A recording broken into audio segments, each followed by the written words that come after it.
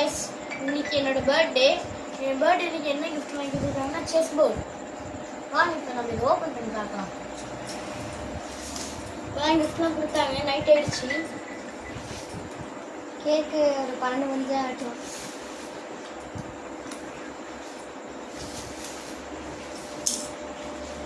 Okay guys, இப்போ open பண்ணலாம்.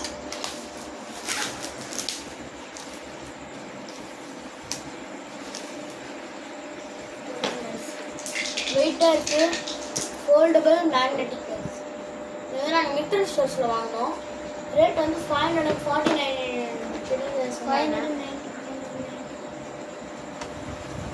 வாங்க இது ஓப்பன் பண்ணி பார்க்கலாம். ரேட்டு 590.